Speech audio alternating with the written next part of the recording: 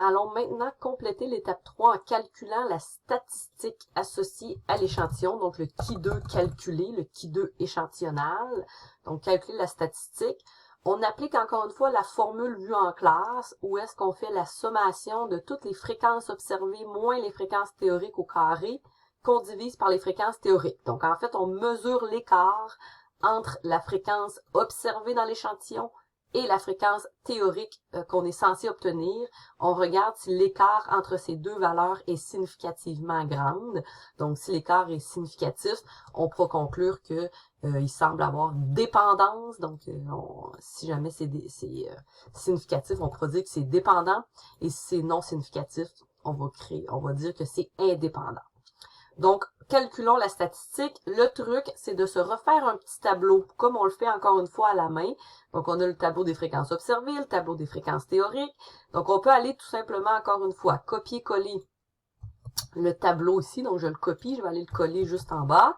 Cette fois-ci, en fait, toute la totale générale, j'ai pas besoin de ça. Ce qui m'intéresse, c'est les cellules qui sont ici à l'intérieur. Je peux peut-être les changer de couleur pour pas qu'on se mélange. Donc, je vais aller faire le calcul des écarts à l'intérieur de mes cellules bleues, donc associées aux fréquences théoriques et aux fréquences observées. Donc, je vais ici, je vais faire égal. Je vais ouvrir une parenthèse. En fait, je vais même ouvrir deux pour s'assurer que l'exposant 2 est bien correct. Donc, j'ouvre deux parenthèses et je fais FO moins FT. Donc, fréquence observée moins fréquence théorique. Je ferme la parenthèse que j'élève au carré. Donc, petit chapeau 2 pour mettre à la 2. Le petit chapeau est à côté de la lettre P habituellement sur votre clavier, donc à côté de P. Petit chapeau 2, donc exposant 2. Et je vais refermer l'autre parenthèse pour diviser par fréquence théorique. Donc, je reclique encore une fois sur l'adresse de la cellule de la fréquence théorique. Donc, ça, c'est le calcul pour pour la première cellule, la première écart. Donc, j'ai fait FO moins FT au carré divisé FT. Je vais regarder quel est l'écart, donc 0.19. Lorsque vous avez bien inscrit vos adresses de cellules, vous pouvez tout simplement prendre la copie incrémentée. Il n'y a rien à fixer, tout doit bouger lorsqu'on glisse. Donc, je vais aller glisser ma copie incrémentée. Je vais la glisser à droite aussi.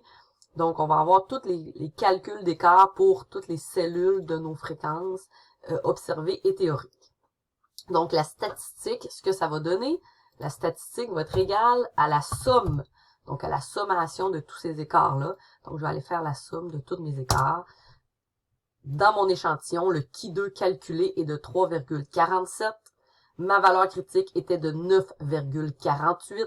Donc, il reste à établir la règle de décision et de conclure selon le contexte.